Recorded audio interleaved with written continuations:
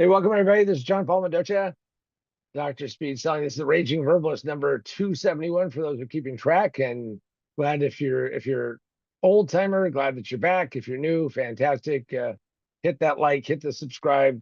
Notifications will probably annoy you, so don't maybe necessarily do that. You can check us out on YouTube every week and also in our Facebook group, which is Position to Win Book, Position to Win Book, and all of that. Now, I don't veer off much into politics, but today may be one of those that will trigger some of you. So, I don't know, get a teddy bear to cuddle or something. But we're going to go over a couple things that are really designed to help you in your career, your business, and what that looks like. With me, as always, to make sure that she asks the questions that you would be asking or would want to ask, is the ever lovely Sandra. Sandra, welcome. Hello, how are you doing? It's been a crazy week, but doing good yourself. I know you had like weather that's apocalyptic. Yes, warm 80-degree day, and then the next day is like a blizzard. So it's been interesting. Happy spring, right? Happy spring. Exactly. Exactly.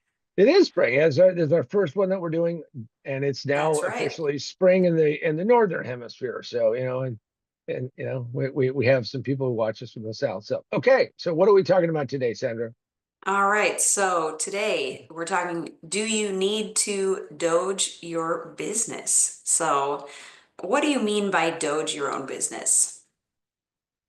This is the controversial part. So most people, when they hear Doge, have one of two reactions. If you're on the one side, you go, "Yay, Elon's going through the government, looking through everything," and then the other side is like, "Boo, he's going through the government, looking at everything." So the question is, or so that the point is that should you Doge your own business? Is that you need to look at everything. You need to look at all your cost centers. You need to look at all the things that money are dripping away, and also how you're bringing in revenue. Are there other ways to do it? Are there other things? So I think what it is it's taking a pause for a moment to say, how would I deconstruct my business and check out what cash flow I have and what things are doing, and how do I really understand what needs to be done and what needs to be done rapidly. We are living in very chaotic times, and this is as good a time as any. You say, well, John, I'm really in great shape. Good. Then you'll be able to go through it and check it off and give yourself all these little gold stars and maybe get a treat or something. But the point of it is that Doging or Department of Government Efficiency or is it's all about checking out and seeing what is working and what isn't working and getting serious about giving the heave ho to the things that aren't working, because we all have things that kind of hang around. And what prevents people from seeing the problem? Well, unless humans are kind of built this way, unless something is really bad, we kind of get good at ignoring it and putting it aside. It's not that critical, and we just don't really think too much about it. And I know from having done turnarounds that this is a very common problem. Some people have a problem with, I don't know, Bob, the sales guy in the Southeast or something, and they don't want to do anything about him, or maybe he'll get better, or he's got a good forecast, or well, on and on and on. So people ignore things because it isn't that immediate problem, because everybody has critical immediate problems that pop up that you got to do something about, so you can't ignore them. So this is kind of a more of a time honored method of stopping and saying, okay, soup to nuts, top to bottom, what do I have and what does it look like, and being honest in your evaluations. And what prevents people from taking this kind of action? Well, the fear is that you're going to find things that you don't want to find, and you're going to have to kind of not ignore them anymore, and they're going to be this shit show that you got to take care of.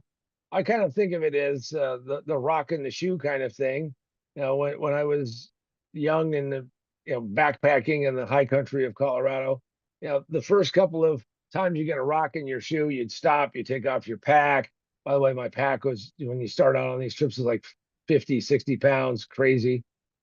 Get lighter as you ate food. You get really good at saying, okay, what's the heaviest thing we have in that pack to eat? Let's eat that first.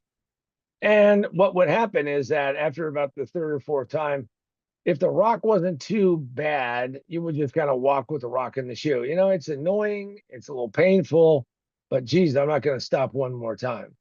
So that's where I think people don't take action, is that it is a background annoyance, it's a problem, but they're just not going to step up and take it and take it out and do something about it. And it seems like even the strongest businesses like Starbucks are facing difficulties. Anyone who thinks that a business today is set it and forget it, we've put it in place, we've done all the right things, everything is going to work forever, is really kidding themselves. Starbucks is a perfect example. It's a very well run company. It's gone through a couple of, well, reinventions of itself, and all of that. They have a new CEO that they brought over from Chipotle, who had turned around Chipotle, and he is working hard to fix things that were there. Since we live in these kind of chaotic times, I would say every business out there has the potential of running into some serious problems because there's lots of changes going on. And I don't care if you're the biggest of the big or the smallest of the small, we are living in uncertain times and we need to be aware of what's going on. And more importantly, we need to say, okay, what are those threats that are out there that could alter or change my business? I'm always surprised when I go in and work with somebody who's in the service industry and they go, well, I've been doing this and I'm successful. I just need a few more leads. Or I just need a, well, you have to actually step up your game. Everyone needs to understand that customer service today isn't what it used to be. So customer service is going down, but customer expectations are going up. So there's some kind of conflict that's going to take place. If you do a better job, if you really significantly improve on where you need to go, and this is where Starbucks, they started to cut menu items. They're starting to figure out what they need to do. They want to focus on, more of the things that make people do what they're going to do. They're facing another issue, which is the fact that we have more people than ever before who are working remotely. And yes, there's going to be a push to get them back out the door, but there's still going to be a lot of people, and they aren't going to sit around in a Starbucks. They're not going to be those people are going to do that same ritual. So things can change. In fact, I walked into a Starbucks the other day in Colorado Springs early in the morning. Place should have been packed, was not packed. And that tells me that they are dealing with some issues that they're going to have to figure out. So we live in those kind of times. Pay heed to those warnings and make sure that you do that. Now, one of the things that you can do to make this better, to make yourself stronger, to become more aware of everything and go to a different level, is to take some time and get some insight. And one of the best things that I can recommend, shamelessly recommend, of course, is this. Most businesses fail in the first 5 minutes. It just takes them 3 to 5 years to realize it. Position to win. When we wrote this book, we were absolutely serious. Most businesses fail in the first 5 minutes. The question is how long does it take before you run out of energy, time, money, steam, whatever it's going to be? Pick this up. You can go to our website, position2winbook.com, position2winbook.com, position2winbook.com. You can also get it from Amazon, Books a Million, Barnes and Noble, any place that sells books, you can actually order it.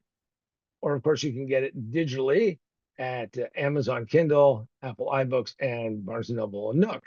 On the other side is that if you are working remote and you want to be more effective and more capable than ever before, and then not have somebody say, God, we got to get rid of this person because they work remote. Well, they don't want to get rid of you remotely if you actually can do the job. Pick up Remote Work for a Better World. You will learn a lot about how to up your game, do it better, and become more successful. And of course, any moment, anytime you want to get a little Raging Verbalist with you, here it is, the Raging Verbalist mug. It's the one that I have, and you can order that directly from us at position2winbook.com. All right, Sandra, what's next on our agenda? All right, so does this just apply to business owners or entrepreneurs? I think the mistake that people make is they have this kind of separation in their head that, well, I'm not an entrepreneur, I'm not a business owner, I just work for somebody else. You have to ask yourself in your own personal life, because you are that driver of the bus, so to speak. You're the person who's in charge of this. You're the person who's going to do that. I hear a lot of whining and complaining about, well, things haven't gone the way I wanted to go. Yeah, look around the world. Lots of people can complain. The question is, what are you going to do about it? So it applies really to everyone to look over their situation, look over their life, look over what's going on and the decisions that they're making and the decisions that they're going to make. Now, this is the only one you've got, as far as I know. I mean, life. It's the only day you've got is today, so you got to go do it. And just remember a very simple formula, which is so true, which is piss poor planning equals piss poor results. You need to do some planning. And I'm not saying become so crazy that you've planned everything out between now and the end of time, but I'm just saying that you need to go and take a hard, serious look at what's going on and what you need to do to make sure that you end up with the life that you want to.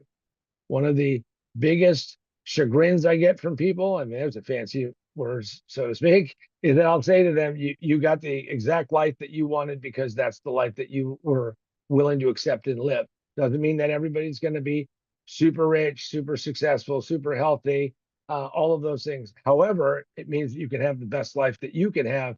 And always keep that in mind and never, never, ever doubt that, because we end up with the life that we accept in the world that we live in. And how do you start applying this? Oftentimes we see everything as a whole. We start jumbling things up. We start conflating one thing with another. We don't break it apart. So let's talk about doing segmentation. You know, so you have the money problems. Everybody has money problems. By the way, if you ever think that you're going to live long enough and not have money problems, go out there and read biographies of extremely successful people who ended up with a lot. At times they were not in great shape. So we have to take, okay, let's say we have money problems. We have an income, we got debt, we've got savings, we got investments, so you start breaking it into pieces. Let's say you take your life that you're living and you're working on a job that you're not happy with and you want to go find something different. Well, now you have to say, what is that look like? And what do I want to go do? Now you have to accept some realities. You have to understand what will or will not take place. But the most important thing is that you have to take control of it and then start saying, how do I work towards that? How do I pivot, which we talk about in the book? How do I pivot in the direction of where I want to go? If you don't do that, what you'll be is you'll be that person who wakes up 2, 3, 5, 10, 20 years later and say, geez, if I just never got around to doing that, I guess I've missed my opportunity. Take that shot, take that opportunity, and make sure that you think about your life as something that you're in charge of and you're responsible to it. And don't some people just procrastinate or delay their problems or situations? Absolutely. There are so many that are part of what I call the procrastination patrol. There was a guy named Ray. I worked with him. And I was doing this turnaround, and Ray was a great guy. He was a smart contracts guy. And we traveled together to go to customers, big customers.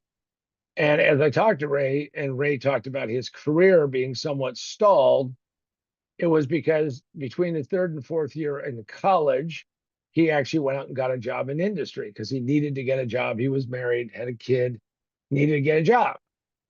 Now, that was now 15 years ago. I said, how many credits away are you? Understand, I'm a non-degreed person.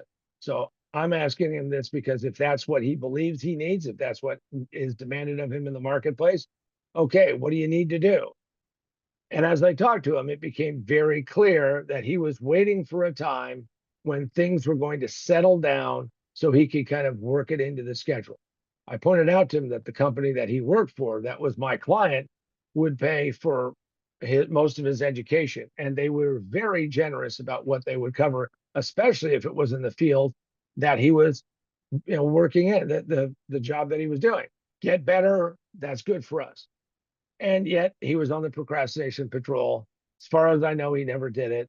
It's a mistake. Everybody can kick the can down the road and hope that it's going to get better. It gets better when we get better, when we decide it's going to get better. Now, if you want to learn something, learn it.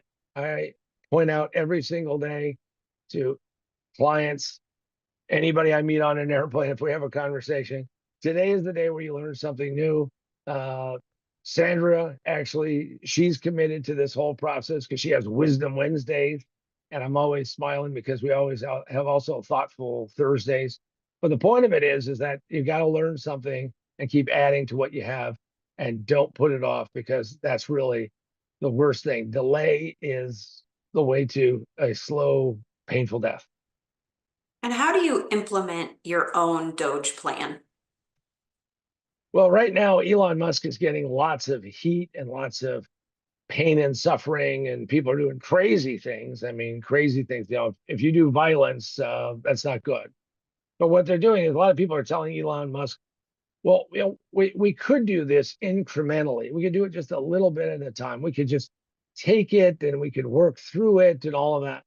Well, there's no evidence that that really works. There's no evidence that's going to have an outcome, a result that really is going to fit together and be all about it. And I'll just use my own case, is that I was a smoker, a serious smoker, and I wanted to quit. And so I thought, okay, I'm going to try the taper off method. So I switched from, high nicotine, high tar cigarettes to low tar and low nicotine. Don't put in the comments that, John, that's a folly. I learned it was, of course. And what I did was I kept trying to taper off and taper off. And it was like years of trying to consider that if I just cut a little bit here and a little bit there. But in the end, the only way I could do it, and it took 5 tries, was to one day say, I can't ever have tobacco again. I don't care how great a drug nicotine is. I'm done. I can't do it. And I did it. So, January 1st, 1985 was the last time I had a cigarette. And I just kind of look at it as, today is the day I don't have one, and I'm not going to have one. And I don't think I'm ever going to have one again. Unless, well, I can't say never is too long a time. But the point of it is that I couldn't do it incrementally. The reality is you can't do things incrementally. And a lot of these things, you have to take drastic action, which is what I see Doge doing. So for all of you complainers, whiners, and not liking it, there is no easy way to make a dramatic change. And yes, there's going to be some pain. There's going to be some difficulties. There's going to be some things that aren't necessarily happy, joy, joy.